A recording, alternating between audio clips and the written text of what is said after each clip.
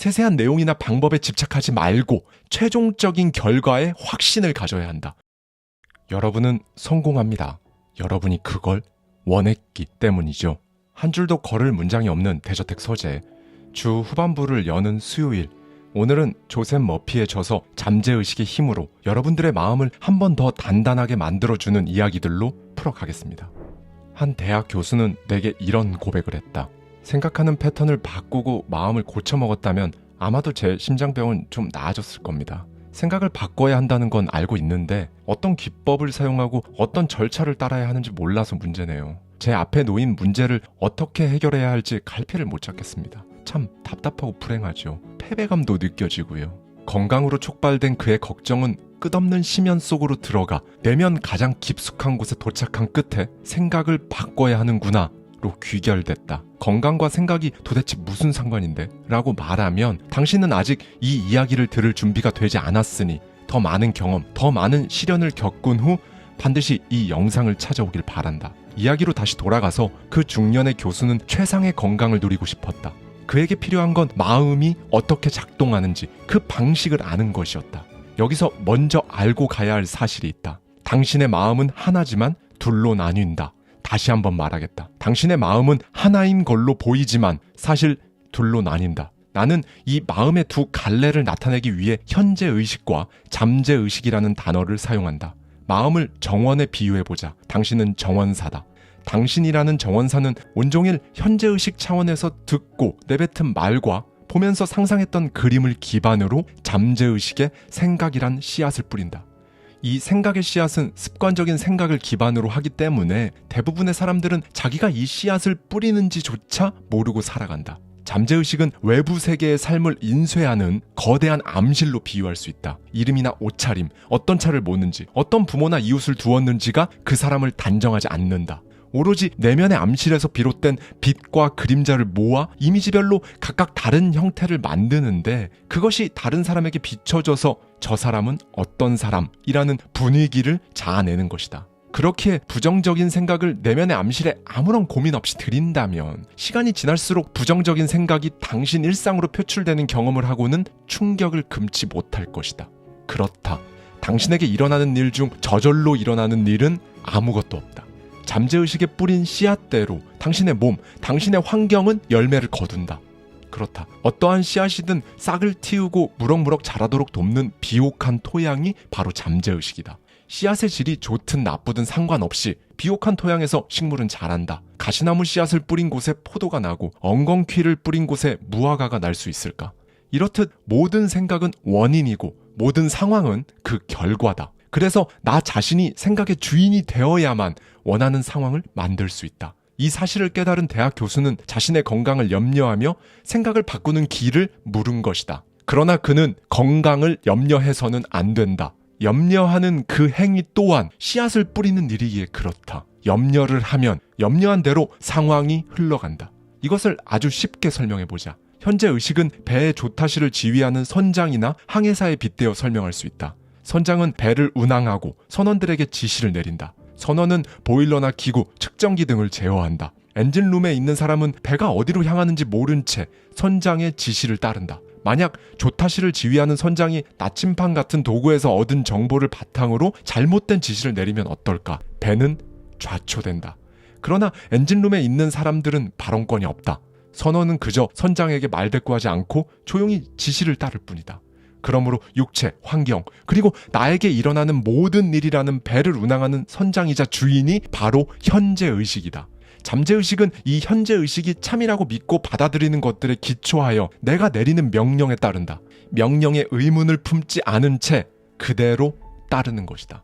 혼잣말로 그 물건을 살 여유가 없어 라고 계속 반복하면 어떻게 될까? 잠재의식은 내가 한 말을 그대로 받아들이고 결국 그 물건을 사지 못할 처지에 놓이게 만든다. 건강 또한 마찬가지다. 염려하면 염려할 만한 상황을 만든다. 걱정은 그 일이 일어나길 바라는 기도다. 인생에서 혼란을 지우고 부족한 상태에서 벗어나 한계를 뛰어넘으려면 그 원인을 제거해야 한다. 자꾸 부족한 상태가 계속되는 바로 그 원인은 현재의식을 사용하는 방법, 그리고 당신의 현재의식에 떠오르는 생각과 이미지다. 원리는 아주 간단하다. 원인을 바꾸면 결과를 바꿀 수 있다. 나는 한때 화학 관련 일을 했다. 그때 배운 내용이 수소와 산소를 2대1의 비율로 결합하면 물로 변한다는 것이었다. 가끔 물이 되거나 대부분 물로 변하는 게 아니라 언제나 물이 되는 망고불면의 진리였다. 여기서 수소와 산소를 2대1의 비율로 결합한 건 원인이고 물은 결과이다. 마찬가지로 산소와 탄소 원자를 1대1로 결합하면 일산화탄소라는 유독가스가 언제나 생성된다. 하지만 또 산소와 탄소를 2대1로 결합하면 동물에게 해를 끼치지 않으면서 동시에 식물에게는 꼭 필요한 이산화탄소가 발생한다. 이렇게 특정한 것들을 결합해서 보편적이고 변하지 않는 결과를 내는 과정을 원리라고 부른다. 그렇다면 잠재의식이 당신의 몸 그리고 당신의 상황으로 특별한 결과를 내는 이 원리에는 어떤 원인이 숨어 있을까? 도대체 우리는 어떤 원인을 바꿔야 결과를 바꿔낼 수 있는 걸까? 가장 먼저 나를 믿는 것부터 시작한다. 지금부터 나는 현재의식을 이용해서 말하는 것, 보는 것, 듣는 것을 모두 바꾸라고 말할 것이다. 왜냐하면 이 모든 건 사실 나를 믿지 않으면, 그러니까 그 무엇보다 나를 믿는 믿음 자체가 없으면 애초에 아무 소용이 없다. 다시 잠재의식의 원리로 돌아와 보자. 잠재의식은 생각의 본질에 맞게 반응하고 작용한다고 했다. 현재의식이 두려움, 우려, 걱정, 나에 대한 불신으로 가득 차 있으면 이러한 감정은 잠재의식에 뿌려져 잠재의식 또한 공포와 불길한 예감, 절망으로 도배된다. 이럴 땐 딱 잘라 이렇게 말해보자. 가만히 있어. 조용히 해. 내가 주인이니 그냥 내 명령에 따라 움직여. 나한테 이래라 저래라 하지 말고. 당신 스스로 잠재의식에서 어떤 일이 일어나는지 명확히 알고 잠재의식이 힘에 매료되면 마음 깊은 곳에서 이렇게 확신에 찬 어조로 자연스럽게 말할 수 있게 된다. 그리고 이로써 마음은 더 평화로워질 것이다. 잠재의식은 현재의식의 지배를 받는다. 그러니 지금쯤 한 번은 나에 대한 확신을 심어주기 위한 강한 어조로 딱 잘라서 나에 대한 믿음을 잠재의식에 심어야 한다. 그리고 이제 당신은 3단계의 과정만 거치면 된다. 이 간단한 과정들을 통해 인생이 완전히 달라지는 결과를 보게 될 것이다. 즉 현재의식을 조정해서 완전히 다른 씨앗을 뿌리고 잠재의식이 당신의 몸과 상황이라는 작은 창문을 통해 완전히 다른 결과를 보게 만드는 과정이다. 말하는 것, 보는 것, 듣는 것을 바꿔라. 가장 먼저 말하는 것에 대한 것이다. 원하는 걸 두고 그럴 여유가 없다. 그런 일은 일어나지 않으니까 라고 되뇌는 혼잣말부터 고쳐라. 현재의식은 마음의 문지기 역할을 한다. 한마디로 현재의식의 가장 중요한 기능은 잘못된 메시지가 잠재의식에 각인되지 않도록 잠재의식을 보호하는 것이다. 잠재의식은 우리가 말로써 해대는 암시에 매우 취약하다. 잠재의식이란 건 비교 또는 대조를 하거나 논리를 찾거나 스스로 생각하는 능력이 없기에 그냥 다 받아들인다. 이 능력을 갖춘 현재의식이 최선을 다해 도와줘야만 한다. 암시의 사전적 의미는 무언가를 마음속에 넣는 행위다. 실제로 우리가 머릿속에서 속으로 되뇌이는 암시는 엄청나게 강력한 힘을 가지고 있다. 풍랑에 흔들리는 배에 타고 있다고 가정해보자. 겁을 먹은 듯한 승객에게 다가가서 저런 안색이 좋지 않으신데요. 배멀미를 하는 것 같은데 선실로 들어가시는 게 어때요? 라고 말했다 치자. 그 승객의 얼굴은 창백하게 변할 것이다. 이미 가지고 있던 공포와 불길한 예감에 배멀미를 할지 모른다는 암시가 더해져 이 부정적인 암시는 이제 현실이 되는 것이다. 그러니 부정적인 암시를 삼가하라. 기억력이 좋다고 언제나 자신만만하게 말하던 75세 여성이 있었다. 하지만 나이가 들면서 까먹는 일이 많아지자 은근히 걱정되기 시작했다. 늘 자신만만하게 말하는 말과 달리 머릿속에선 스멀스멀 진짜 속마음을 대변하는 혼잣말이 올라왔다. 역시 나이는 어쩔 수 없군. 기억력이 떨어지나 보네.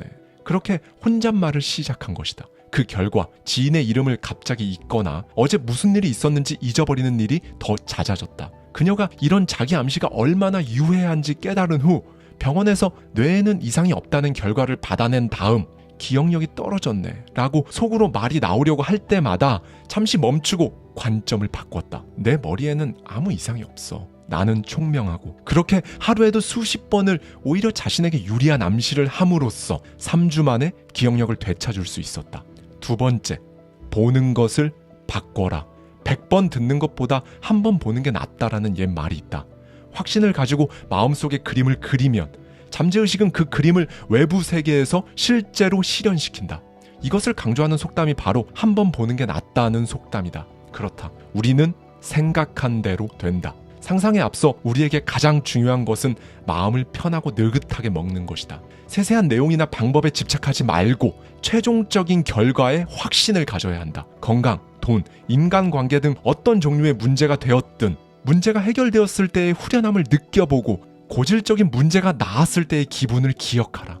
바로 이 느낌이 잠재의식이 외부 세계로 결과를 내보내는데 시금석임을 명심해야 한다. 다시 말해 느낌이 생생할수록 잠재의식이 그 아이디어를 실현할 확률이 높다. 그래서 새로운 아이디어는 이미 당신의 상상으로 완성된 상태여야 하며 이 아이디어를 주관적으로 느껴야 한다. 미래에 일어날 법한 일이 아니라 지금 일어나고 있는 일이라고 진짜로 느껴야 한다.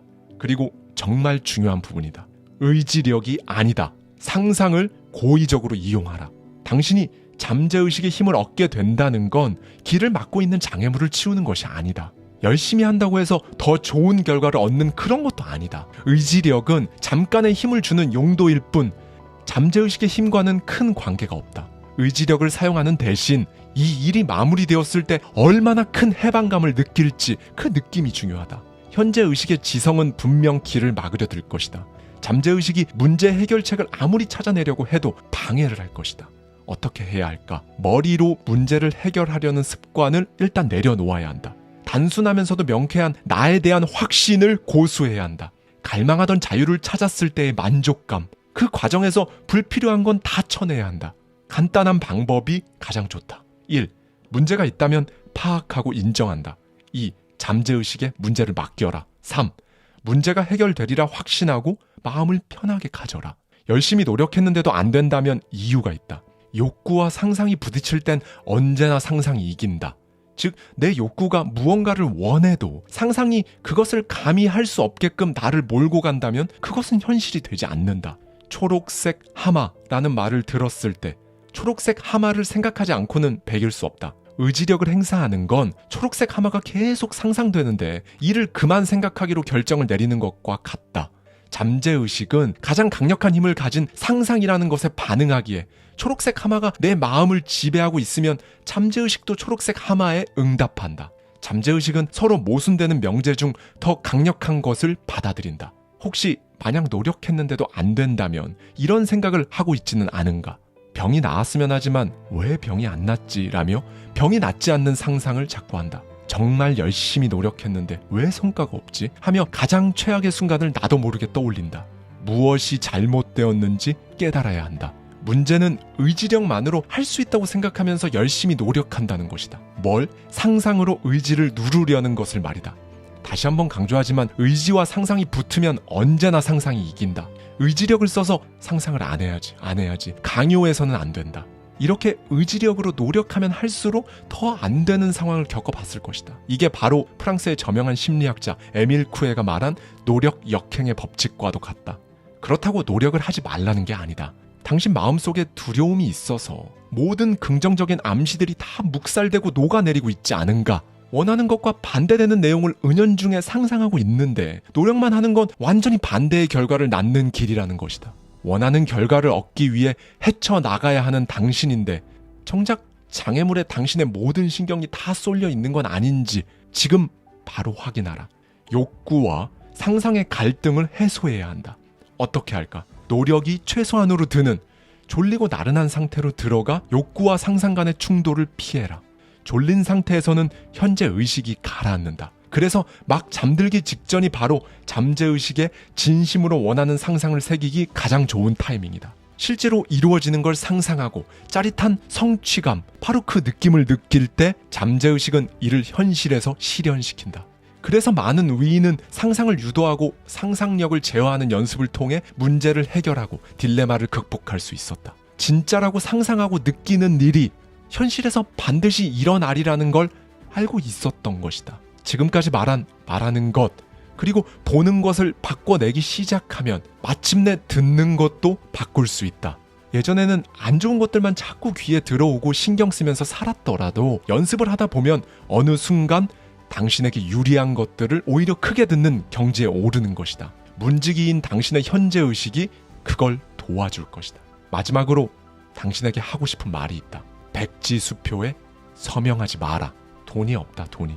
현금이 충분히 돌지가 않아. 돈이 모자랄 텐데. 대출금 감당 못해서 집 포기해야 되는 거 아닌가? 입 밖으로 혹은 속으로 이런 말을 하면 금액이 기재되어 있지 않은 백지수표에 서명하는 것과 같다.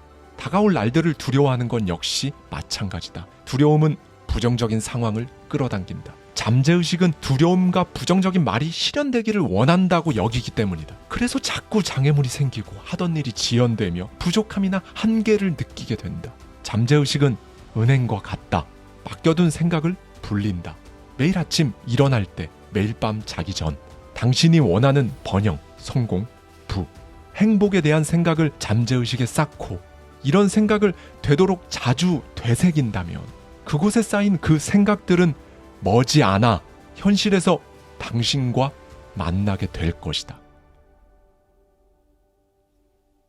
지금까지 살면서 한 번이라도 나도 이제 늙었어, 나이 들어서 그런 거 이제 못해 라는 말을 해본 적 있는 분들이라면 오늘 이야기 꼭 끝까지 들어주세요. 대부분 반은 장난으로 혹은 겸손한 처세술로 그런 말을 했을 겁니다. 그런데 이런 인식이 미치는 영향은 엄청나거든요. 오늘은 사람을 무력하게 만드는 나이가 든다는 것에 대한 인식을 완전히 바꿔버릴 겁니다.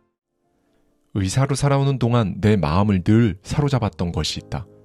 사람들의 태도가 노화뿐만 아니라 건강에도 실제로 영향을 미친다는 것이다. 최근에 나는 가벼운 흉부 감염으로 병원을 찾은 85세 환자를 치료한 적이 있다. 그 여성은 어서 빨리 건강을 회복해야 한다는 생각에 마음이 급했다. 그녀는 이상한 말을 했었다. 우리 옆집에 제가 매일 돌봐줘야 하는 노인이 살고 있어요. 할머니, 그 노인분이 몇 살이신데 할머니가 도와주고 계시죠? 그 노인 74세예요. 나보다 어린데 몸이 약해서 내가 돌봐주고 있어요. 그렇다. 자신이 돌보는 노인보다 무려 11살이나 많은 내 앞에 85세 여인은 정작 자신은 노인이라고 생각하지 않고 있었다. 나는 이런 현상과 맞물려 대대적인 노인 종단 연구를 시작한다. 그 결과 신기하게도 자신의 나이를 체감하지 못하고 사는 사람들이 있는데 그들의 인생은 우리가 흔히 생각하는 노인의 인생과 완전히 달랐다. 과학 역시 그녀의 이런 태도가 신체적 노화, 인지적 노화를 모두 늦추는데 실제로 도움이 된다는 것을 증명해냈다. 그러니까 자신이 젊다고 느끼는지 늙었다고 느끼는지가 세포의 진행 과정을 조절해서 실제로 노화 속도에 영향을 미치는 것이었다. 그렇다. 생물학적 나이와 실제 나이에는 분명 차이가 있었다. 젊게 생각하는 사람과 그렇지 않은 사람의 결정적인 차이는 어디서 올까? 똑같은 유전자를 가지고 있는 일란성 쌍둥이를 연구에 투입시켰다. 이들은 일란성 쌍둥이였지만 인생의 경험, 건강과 관련된 행동이 완전히 달랐다.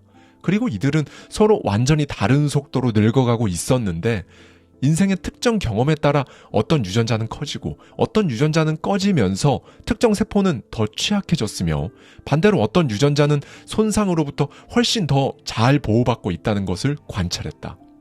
우리의 연구 결과를 보면 부모의 알코올 의존증이나 가난, 그리고 우울증과 같은 정신적 문제, 빈약한 식생활, 낮은 학업 성취도로 인한 핍박 등 힘들었던 어린 시절의 경험이 유전자에 나타나며 이는 말년의 건강 문제와도 관련이 있다는 걸 알 수 있었다.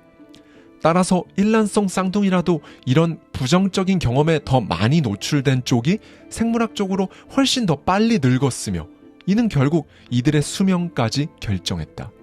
그런데 더 놀라운 발견은 따로 있다. 지금까지 살아온 인생을 따져봤을 때 더 긴 시간 긍정적인 태도를 유지하고 평생 운동을 해온 쪽은 세포가 늙는 속도를 늦추는 보호 유전자의 스위치를 켜놓을 수 있었다. 그러므로 어린 시절 안 좋은 기억과 경험으로 점철되어 있다고 해도 우리가 연구한 후성 유전학의 결과에 따라 인생은 얼마든지 바꿀 수 있다는 것이다. 지금부터 정말 잘 들어주길 바란다. 우리는 보통 정해진 수의 유전자, 즉 DNA를 가지고 태어나지만 그 유전자 중 일부는 살아가면서 식생활, 운동, 심리적인 접근 방식, 즉 당신의 주된 감정, 태도에 의해 스위치가 켜지거나 꺼질 수 있다. 이렇게 인생 경험에 따라 유전자의 스위치가 켜지고 꺼지는 걸 후성 유전학이라고 한다. 바꿔 말하면 노화에 대한 개인의 태도가 당신의 식생활 그리고 운동을 할지 말지 여부까지 다 결정한다는 것이다.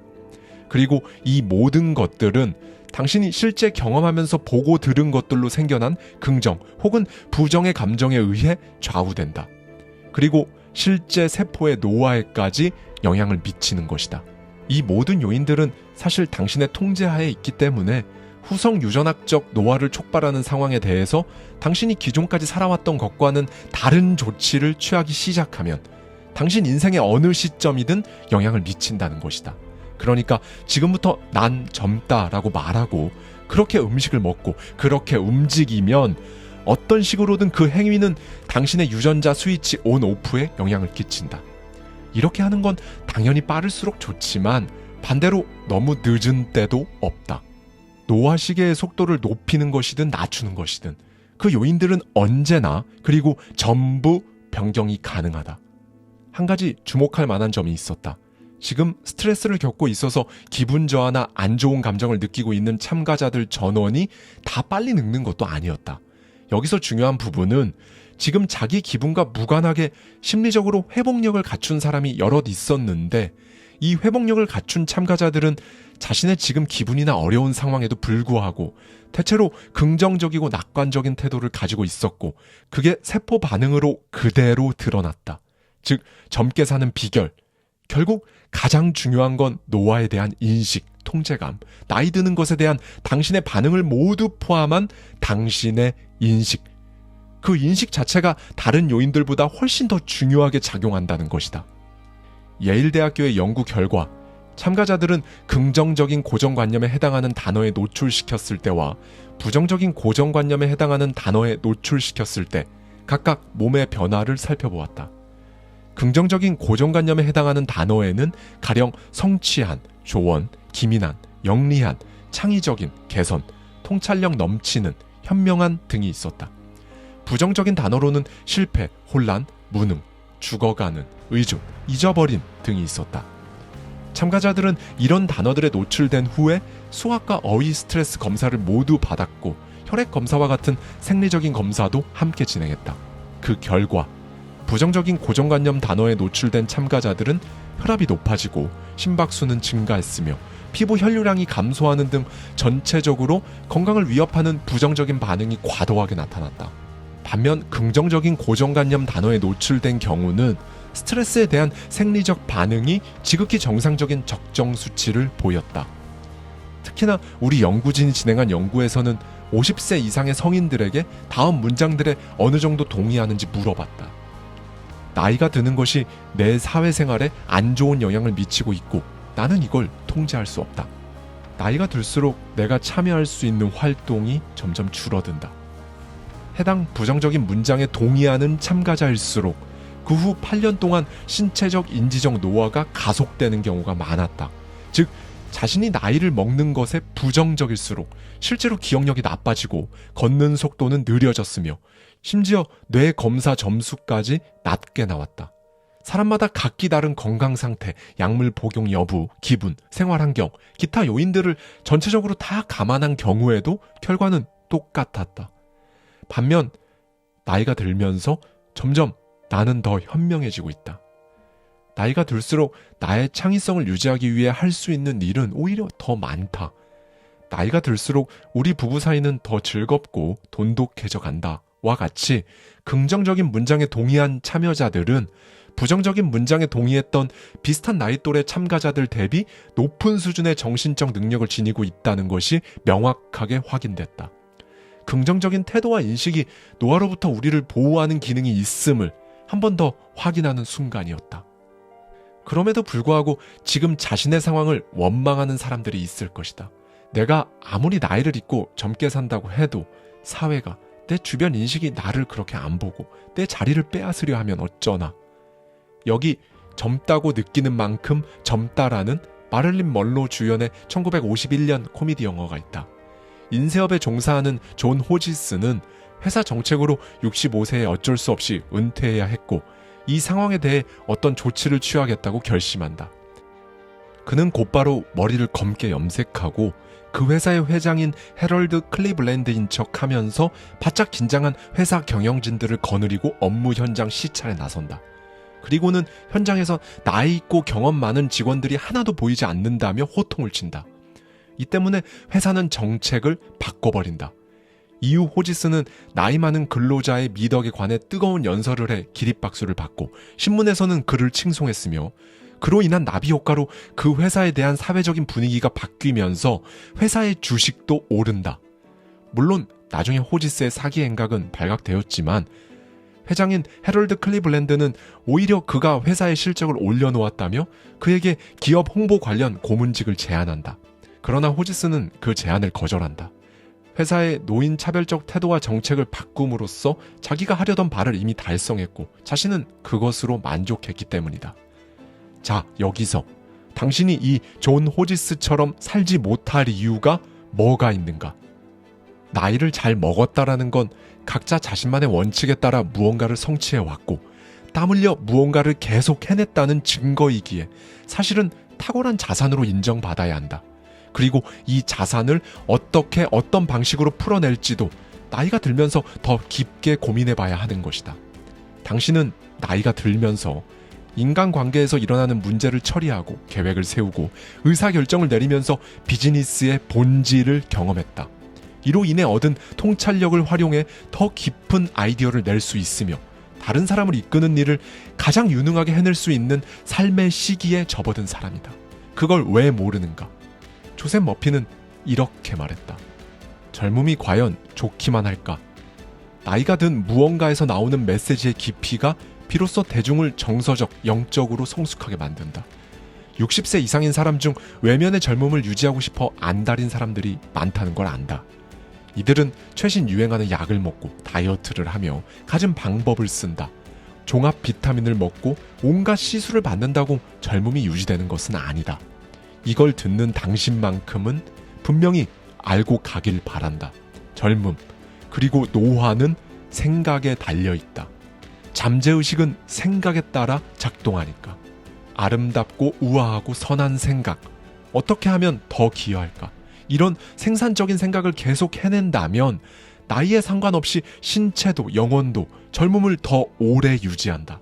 당신이 두려워하는 것이 언제나 당신에게 내려와 앉는다. 많은 사람이 나이 드는 것을 두려워한다. 나이가 들수록 정신적, 신체적으로 쇠락할 것이라고 당연하게 생각하기 때문이다. 자, 똑바로 짚어보자. 삶을 향한 흥미를 잃고 새로운 세계로 기꺼이 인생을 던지는 걸 멈추니까 당연히 노화가 시작되는 것이다. 나이가 65세든 95세든 베풀 건 많다. 나이 든 사람은 시대를 안정시키고 많은 것들을 이끌 수 있다. 매일 새로운 것을 배우려고 해보라. 나이를 기쁘게 먹을 수 있다. 그러니 내 마음은 은퇴하는 법이 없다고 확신하라. 마음은 낙하산과 같다. 펼치지 않은 이상 쓸 곳이 없다.